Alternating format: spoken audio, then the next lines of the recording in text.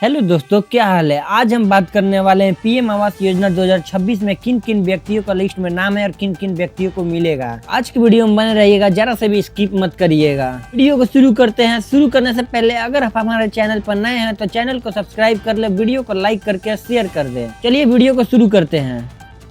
भाइयों और बहनों, अगर आपने पीएम आवास योजना में आवेदन किया है तो यह वीडियो आपके लिए बहुत जरूरी है, क्योंकि सरकार ने साफ संकेत दिए हैं कि 2026 में पीएम आवास का पैसा आना शुरू होगा। लेकिन एक बहुत आम गलती की वजह से हजारों लोगों की किस्त अटक सकती है। सरकार की तरफ से मिले संकेतों के अनुसार 2026 की शुरुआत से ही आवास योजना की राशि लाभार्थियों के खाते में भेजने की प्रक्रिया शुरू की जा सकती है। यह पैसा किसी एजेंट, बिचौलिया या तीसरे माध्यम से नहीं आएगी, बल्कि सीधे उसी बैंक खाते में आएगा जो सरकारी रिकॉर्ड में पहले से सत्यापित है और जिसके बैंक खाते और दस्तावेज सही रहते हैं, उनके पैसा आने में देरी नहीं होता है। वही कितने लोगों के बैंक खाते और दस्तावेज में कई गलतियां रहती है, तो उनके लिए भी जानकारी है। तो जानने के लिए वीडियो जरा भी स्किप मत करिएगा, वीडियो में लगातार बने रहिएगा। जिन लोगों के दस्तावेज पूरे हैं और बैंक जानकारी सही है, उनके लिए इंतजार अब ज्यादा लंबा नहीं होना चाहिए। लेकिन यही पर सबसे बड़ी गलती सामने आती है, जिसकी वजह से हजारों लोगों की किस्त अटक जाती है। कई मामलों में नाम सूची में होने के बावजूद भी पैसा इसलिए नहीं आता क्योंकि बैंक खाता आधार से लिंक नहीं होता, खाता निष्क्रिय होता है या आवेदन में दी गई जानकारी से मेल नहीं खाता। कहीं मोबाइल नंबर बंद होता है तो कहीं पहचान पत्र और बैंक डिटेल में फर्क होता है। ऐसी स्थिति में सिस्टम खुद ही भुगतान रोक देता है। आवास की नई सूची को लेकर भी स्थिति साफ होती जा रही है। जिन लोगों ने पहले आवेदन किया था और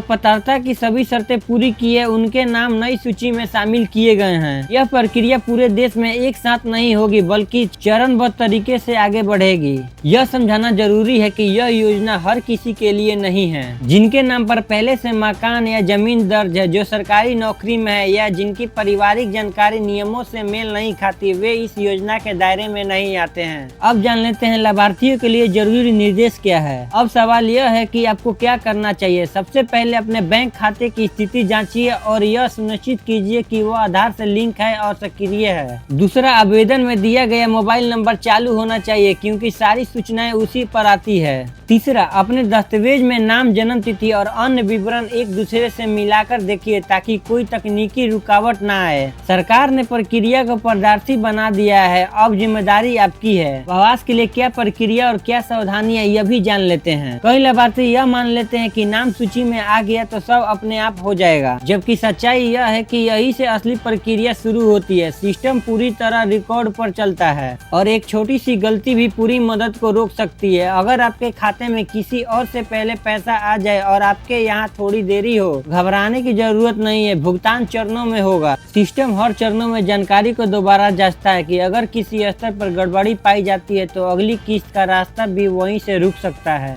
कई जगहों पर यह भी देखा गया है कि लाभार्थियों के खाते में पहले से ही कोई तकनीकी समस्या चल रही होती है, खाता लंबे समय से इस्तेमाल में नहीं है या केवाईसी अपडेट नहीं है। ऐसे मामलों में पैसे भेजने की कोशिश होती है, लेकिन सफल नहीं हो पाती है। गांव और दूर दराज के इलाकों में अक्सर जानकारी की कमी सबसे बड़ी समस्या बन जाती है। इसलिए यह जरूरी हो जाता है कि जो लोग इस योजना से जुड़े हैं, वे अपने आसपास के लोगों से बातचीत करें। इस योजना में सिर्फ आवेदन करने वाले व्यक्ति ही नहीं, बल्कि पूरे परिवार की स्थिति देखी जाती है। परिवार के सदस्य के नाम पर अगर पहले से संपत्ति दर्ज है तो वह रिकॉर्ड जांच करने के दौरान सामने आ सकता है। अब उन अफवाहों की बात करते हैं जो अक्सर लोगों को भ्रमित कर देती है। कोई कहता है कि योजना बंद हो गई, कोई कहता है कि तारीख निकल गई। इन सब बातों के बीच सच वही है जो सरकारी रिकॉर्ड में दर्ज है। अब जैसे जैसे नई समय सीमा नजदीक आएगी, गतिविधियां और तेज होगी। बैंक, प्रशासन और सिस्टम सभी स्तर पर तैयारी की जा रही है। इसका मतलब भी यह है कि जांच और सख्त होगी।